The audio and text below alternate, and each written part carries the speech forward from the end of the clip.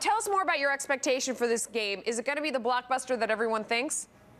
Yeah, I think so. You know, I had an initial estimate of about 13 million units, so down about 20% over last year, because I didn't think that Treyarch could live up to what Infinity Ward, the developer of last game, did.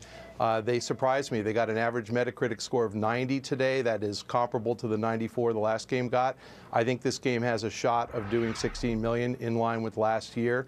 That's phenomenal, and that would provide pretty dramatic upside to Activision's guidance just given a week ago. Is it just good for this one company, or does it draw more people into the gaming space? Or are there larger implications? You know, I think the biggest implication is that Call of Duty Online keeps people playing all year long. So we have an average of about 14 million people playing Call of Duty 10 hours a week.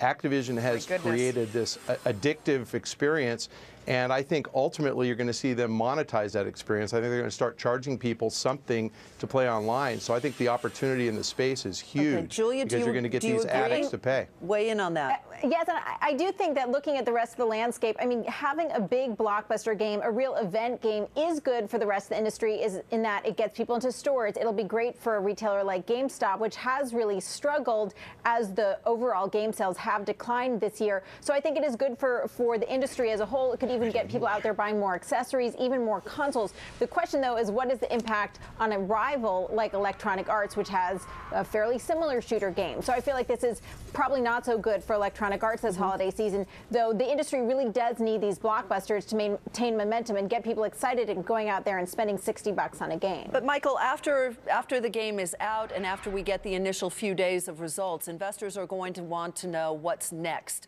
What is going to continue to propel the stock? Well, you know, about 2/3 of their profit, you know, comes from the Blizzard side of the business this year. And so I think the question is just, can Blizzard, you know, perform as well next year? They had StarCraft earlier the year. They have World of Warcraft Cataclysm coming out in a couple of weeks. And the question is, are they going to get a StarCraft expansion pack and Diablo out next year? If so, I think the stock keeps working, and I think multiplayer drives it even higher. Call me clueless here, Julia, and just please go ahead, be my guest.